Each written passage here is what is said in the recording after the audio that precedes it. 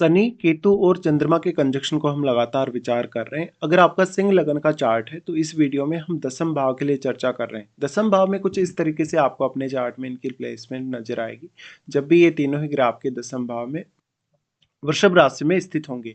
देखिए यहाँ पे शनि आपके चार्ट में छठे और सातवें घर के लॉर्ड होकर आ रहे हैं और चंद्रमा आपके चार्ट में 12वें घर के लॉर्ड है। ऐसे जातक अक्सर अपने जो भी प्रोफेशन है उसका होगा, उससे वो काफ़ी ज़्यादा डिटेचमेंट फील करेगा। जातक को अपने करियर को निर्धारण करने को लेकर काफ़ी ज़्यादा दिक्कतें रहेंगी। यहाँ पे शनि अगर वक्री हो जाएँ तो ये वैराग्य योग का निर्माण कर रहे हैं वैसे भी केतु के साथ, तो जो वैराग्य योग है उसका प्रभाव यहाँ काफ़ी ज़्यादा बढ़ जाएगा।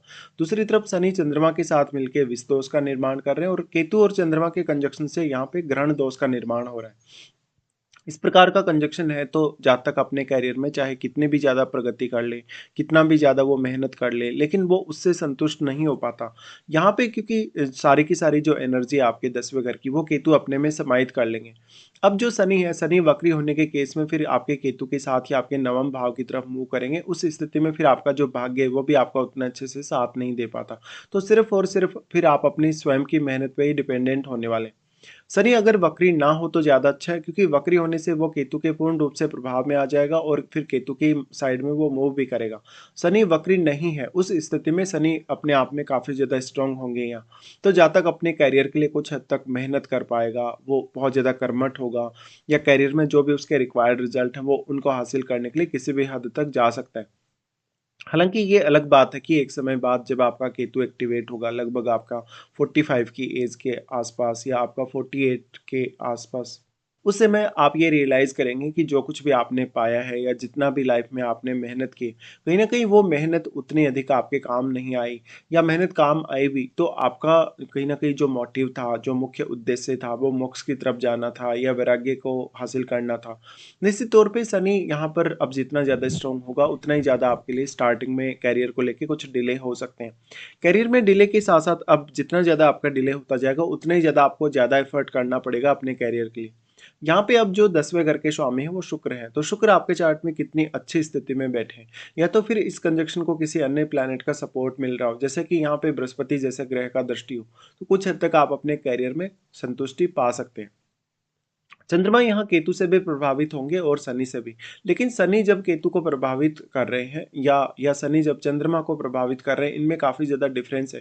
क्योंकि शनि अगर वक्री होंगे तो वो केतु के बहुत ज़्यादा प्रभाव में होंगे। दूसरी तरफ शनि, क्योंकि चंद्रमा काफ़ी ज़्यादा सॉफ्ट प्लैनेट है और चंद्रमा यहाँ उच्च की स्थिति में भी होंगे। लेकिन शनि और केतु से प्रभावित होने के कारण चंद्रमा उतने बेहतर रिजल्ट यहाँ आपको नहीं दिखा पाएँगे। भले ही आप इमोशनली, मेंटली या कितना भी ज़्यादा अपने करियर से इस तरीके से आप अटैच्ड रहें। लेकिन करियर को लेकर आपको बहुत ज़्यादा अपने आप को तत्पर रखना पड़ेगा, आपको बहुत ज़्यादा एफर्ट्स भी इसके लिए करने होंगे। शनि चंद्रमा के साथ मिलके जो विष दोष का निर्माण कर रहे हैं, तो इस वजह से जातक बहुत ज़्यादा ओवरथिंक करता है, बहुत ज़्यादा वो सोचता है, विचार करता है। इसके बावजूद भी वो हो सकता है सही फैसला लेने में समर्थ ना हो पाए। लेकिन कभी-कभी जातक इस वजह से काफ़ी ज़्यादा डिले कर देगा तो उसके कार्यों में रुकावट आ जाएगी, या उसका लिया गया जो निर्णय है उसके लिए उतना सार्थक साबित नहीं होगा। शनि जो चंद्रमा को अब कितना ज़्यादा प्रभावित कर पा रहे हैं, उतना ही ज़्यादा आप अपने करियर से इमोशनली, मेंटली डिटैच होने की कोशिश करेंगे और उतना ही ज़्यादा आपको मेहनत भी बढ़ जाएगी। लेकिन केतु जब चंद्रमा को प्रभावित कर रहे हैं या जो ग्रहण दोष यहाँ बना रहे हैं, उसकी स्थिति बिल्कुल डिफरेंट है। क्योंकि केतु वैसे इस पूरे हाउस की एनर्जी को भी अपने में समाहित कर रहे हैं और इस हाउस की जो क्वालिटीज़ हैं, इस हाउस की जो एनर्जी है, उसमें काफ़ी ज़्यादा वो कमी डेवलप कर रहे हैं। इससे आपको मेंटली, इमोशनली खुद को बहुत ज़्यादा तत्पर करना पड़ेगा। बट ऐसी स्थिति का सामना आप जब करते हैं, जब केतु चंद्रमा साथ आ जाते हैं, तो आप इमोशन से डिटैच हो जाते हैं, अपने फीलिंग से कहीं न कहीं डिटैच हो जाते हैं। तो आप कुछ भी सोच नहीं पाते, विचार नहीं कर पाते, फिर आपको यहाँ इमोशनल होने के बजाय ज़्यादा से ज़्यादा प्रैक्टिकल होने की आवश्यकता पड़ जाएगी।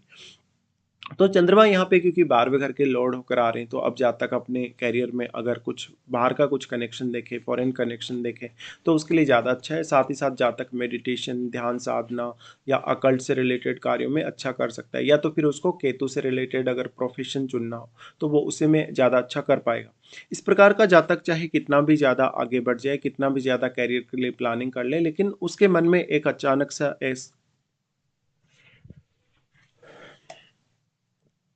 एक ऐसा भय-सा कहीं न कहीं उसको फ़ील होगा, या उसको एंग्ज़ायटी फ़ील होगी, वो काफ़ी ज़्यादा डिप्रेशन में रहेगा और अपने आप को बहुत ज़्यादा अकेला वो महसूस करेगा। चंद्रमा वैसे आपके माताजी के कारक ग्रह हैं, तो हो सकता है आपको अपनी मदर से दूर जाना पड़ा हो, या तो आपके करियर के लिए आपको बहुत ज़्यादा मदर से कॉम्प्रोमाइज़ करना पड़ा हो, या मदर के लिए आप बहुत ज़्यादा सीरियस हैं उनका कहीं न कहीं साथ देने के लिए या उनको सपोर्ट करने के लिए, लेकिन आप अपने करियर की बाध्यताओं की वजह से उनका सपोर्ट नहीं कर पा रहे या उनका साथ नहीं दे पा रहे, आपके साथ ऐसा हो सकता है।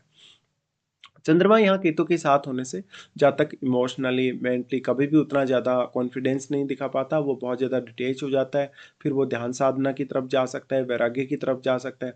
तो ऐसा जातक हो सकता है कि अपने करियर को लेके बहुत ज़्यादा अनसर्टेनिटी का सामना कर रहा है और वो बहुत जल्दी कहीं न कहीं रिटायरमेंट की तरफ देखने लगेगा।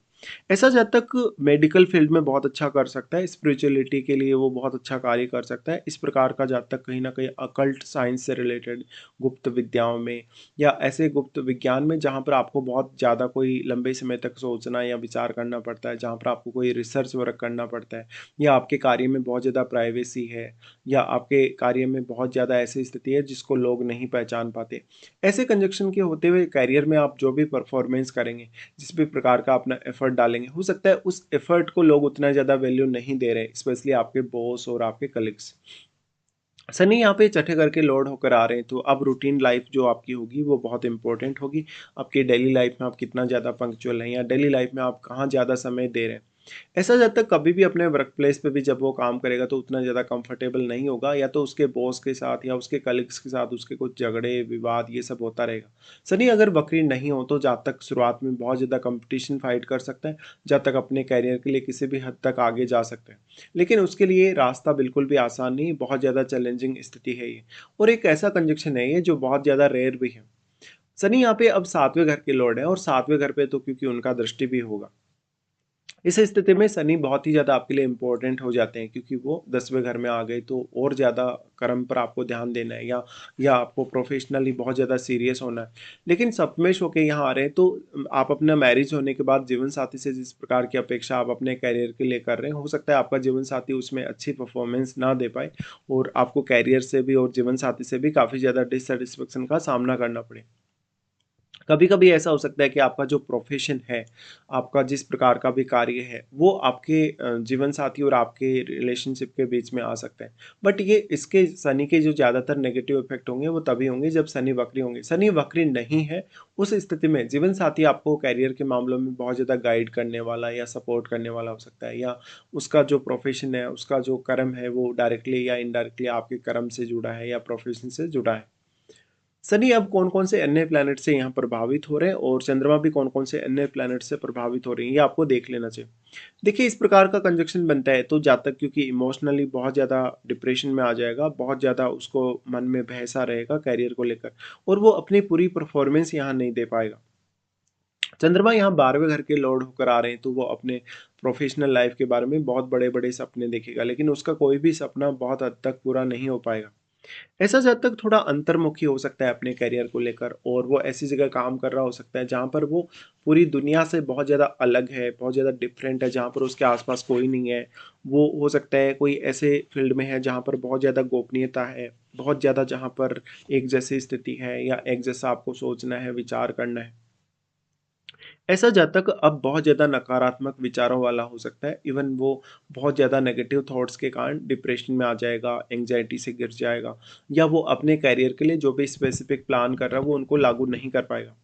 इस प्रकार से अब आपका जो लग्नेश है सूर्य, अगर वो बहुत मजबूत स्थिति में चार्ट में है, या तो फिर लगन में कोई ऐसा प्लेनेट है आपको जो ज़्यादा से ज़्यादा यहाँ सपोर्ट कर सके, तो वही प्लेनेट आपका ज़्यादा सहायता कर सकता है या आपका सपोर्ट कर सकता है।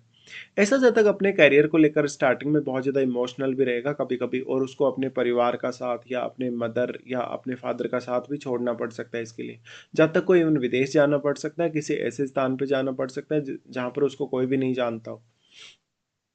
अगर हम यहाँ शनि की दृष्टियों के हिसाब से सोचेंगे तो शनि सबसे पहले एस्पेक्ट करते हैं 12th हाउस को, जहाँ पर वो आपको रात्रिकालीन समय में बहुत ज़्यादा प्रतिबद्ध दिखाते हैं आपके काम या आपके प्रोफेशन के प्रति। बट यहाँ पे शनि का जो प्रभाव है, तो यहाँ बैठा प्लैनेट मुख्य तौर पे बहुत ज़्यादा कहीं न कहीं आपके ऊपर इम्पैक्ट डालेगा, क्योंकि उस प्लैनेट विशेष को लेके शनि आपको बहुत ज़्यादा डिसिप्लिन में रखने वाले हैं। 12वें घर में बैठा प्लैनेट आपकी रूटीन लाइफ के साथ-साथ आपके जो डेली के कार्य हैं, आपका रात्रिकालीन जो विश्राम का समय है, उसको प्रभावित करेगा, तो इसका असर फिर आपकी मैरिड लाइफ पर भी पड़ने वाला है। इस हिसाब से ये हो सकता है कि स्टार्टिंग में अगर आपका शनि यहाँ पे वक्री होकर नहीं बैठा है तो उस स्थिति में जो जीवन साथी आपकी लाइफ में आएगा वो आपके लिए काफ़ी सपोर्टिव हो सकता है और वो आपको कैरियर में आगे बढ़ने में बहुत बड़ा योगदान दे सकता है। बट अगर शनि वक्री हो जाते हैं उस केस में मैरिज होने के बाद आपका जीवन साथी आपको काफ़ी अध्यात्म की तरफ लेकर जा सकता है, आपको अकल्ट की तरफ लेकर जा सकता है, या वो आपको बहुत ज़्यादा अकेलेपन की तरफ लेकर जा सकता है। अब जो 12वें घर में प्लैनेट बैठा है, वो आपकी चार्ट में जिन-जिन भावों का स्वामी है, उन भावों से रिलेटेड फैसले लेना, उन भावों से रिलेटेड कोई भी काम करना आपके लिए काफ़ी ज़्यादा चैलेंजिंग हो सकता है। यहाँ पे फिर इनका दृष्टि आ जाती है आपके 4th हाउस पे। देखिए 4th हाउस पे दृष्टि उतना अच्छे से काम नहीं कर पाएगी ऑलरेडी, क्योंकि 4th हाउस में राहु स्थित है और वैसे तो राहु का प्रभाव भी आपके 10th हाउस पे है, बट राहु और केतु के बीच में यहाँ 180 डिग्री का एंगल भी है, तो उस वजह से राहु उतना अधिक प्रभाव यहाँ 10th हाउस पे नहीं डाल सकते। वैसे भी यहाँ पर जितना भी एनर्जी आएगा केतु उसको अपने में समाहित करेंगे, तो हो सकता है यहाँ पर आपको फिर भी राहु के दृष्टि होने के बावजूद या यहाँ राहु का सपोर्ट होने के बावजूद भी उतने बेहतर रिजल्ट ना देखने को मिले। इस प्रकार का जातक अब मेंटली इमोशनली बहुत ज़्यादा डिप्रेशन में आ सकता है, क्योंकि 4th हाउस से उसका राहु आने की वजह से काफ़ी पीड़ित हो गया है।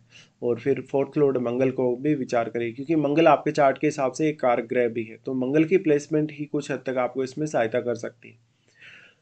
अब जो बाकी प्लैनेट्स का यहाँ प्रभाव है राहु पर, लेकिन यहाँ राहु का जो रोल है और राहु के साथ बैठे हुए ग्रह का रोल है वो सबसे ज़्यादा होगा। राहु जो दृष्टि 10th हाउस पे डाल रहे हैं तो यहाँ वो चंद्रमा को बहुत ज़्यादा प्रभावित करेंगे।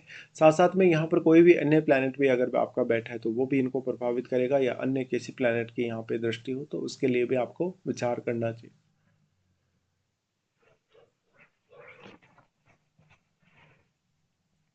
अब यहाँ सबसे ज़्यादा इंपॉर्टेंट आपके लिए हो जाएगा राहु के साथ बैठा हुआ ग्रह। तो 4th हाउस में जो भी प्लैनेट आपका बैठा है राहु के साथ, वो प्लैनेट क्योंकि काफ़ी मल्टीप्लाई हुआ है, आपकी 4th हाउस की क्वालिटीज़ बहुत ज़्यादा मल्टीप्लाई हुई हैं, 4th हाउस का कारकत्व काफ़ी मल्टीप्लाई हुआ है। तो राहु के साथ बैठा हुआ ग्रह ज़्यादा सक्षम है कहीं न कहीं शनि, चंद्रमा या केतु को प्रभावित करने में। फिर यहाँ आपको देखना होगा कि अन्य कौन-कौन से प्लैनेट्स का प्रभाव आपके 4th हाउस पे है, क्योंकि देखिए 4th हाउस का राहु है तो आपको बहुत जल्दी डिप्रेशन, एंग्ज़ायटी की तरफ लेकर जा सकता है। स्टार्टिंग की आपकी लाइफ़ को बहुत ज़्यादा वो डिस्टर्ब कर सकता है। फिर इसके बाद इनका दृष्टि आ जाता है आपके यहाँ सप्तम घर पे। देखिए सप्तम घर पे शनि का दृष्टि का आना, अगर शनि वक्री होकर नहीं बैठे केतु के साथ, तब तो वो आपकी मैरिड लाइफ के प्रति भी आपको काफ़ी सीरियस बनाता है। ऐसा जो फिर आपकी लाइफ में पार्टनर होगा वो आपके प्रति बहुत ज़्यादा रिस्पॉन्सिबल हो सकता है, आपका बहुत ज़्यादा वो मान सम्मान करता हो, ऐसा हो सकता है। सप्तम पर शनि का दृष्टि का आना, आप जिस भी पर्टिकुलर फील्ड में होंगे, जिस भी फील्ड में आप काम करेंगे या जो भी आपका प्रोफेशन होगा, उसको लेके कहीं न कहीं आपके अंदर एक ऐसी भावना होगी, कहीं न कहीं आप अपने जीवन साथी और जीवन साथी के साथ रिलेशंस को उससे जोड़ सकते हैं। शनि का सप्तम भाव पर प्रभाव होने से आपकी जो पब्लिक छवि है, पब्लिक जो इमेज है वो काफ़ी अच्छी बनी रहेगी, और फिर सप्तम भाव में बैठे हुए ग्रह पर भी विचार करेगा। मोस्टली इस प्रकार का कंजक्शन, बट अगर देखा जाए तो एक बहुत ही ज़्यादा चैलेंजिंग और एक बहुत ज़्यादा रेयर कंजक्शन माना जा सकता है, जिसमें जब तक कभी भी अपने कैरियर में कंफर्टेबल नहीं है, वो कैरियर के लिए बहुत बार प्रयास करके थक जाता है, बहुत सारे वो परिणाम पाता है, लेकिन वो कहीं न कहीं एक डिटैचमेंट वाली फीलिंग लाता है इस वजह से। अब यहाँ पे इस प्रकार का कंजक्शन जब भी 10th हाउस में बने तो जातक बहुत ज़्यादा ही फेमस हो जाए, जातक कितना ही ज़्यादा पैसा भी कमा ले, कुछ भी कर ले, लेकिन फिर भी वो दूसरों की नज़रों में अगर ना आए और दूसरों के सामने अगर वो ना अपने आप को रिप्रेजेंट करे, कहीं न कहीं धन संपत्ति के मामले में या जो भी उसने प्रोग्रेस करी है उस मामले में, तो ज़्यादा बेहतर है। अब इस प्रकार का जातक अगर डिप्रेशन से निजात पाना है उसको, या उसको एंग्जायटी को दूर करना है, तो यहाँ चंद्रमा का रेमेडीज़ आपको ज़रूरी फॉलो करना चाहिए। बाकी डिपेंड करता है कि इनमें से आपको किसी की भी महादशा है या नहीं। अगर इनमें से किसी की भी महादशा हो तो उस हिसाब से आपको विचार करना रहेगा कि इनमें से कौन सा प्लैनेट यहाँ ज़्यादा स्ट्रॉन्ग है। तो ये कंजक्शन अगर देखा जाए married life, routine life, profession, career, इसके लिए बहुत ही एक इम्पोर्टेंट कंजक्शन है जिसको आप कभी भी इग्नोर नहीं कर सकते। और मोस्टली 10th हाउस में ऐसा कंजक्शन है तो ज़्यादातर अपना जो काम करें आप स्टेबल रह के करें तो ज़्यादा अच्छा ही कर सकेंगे।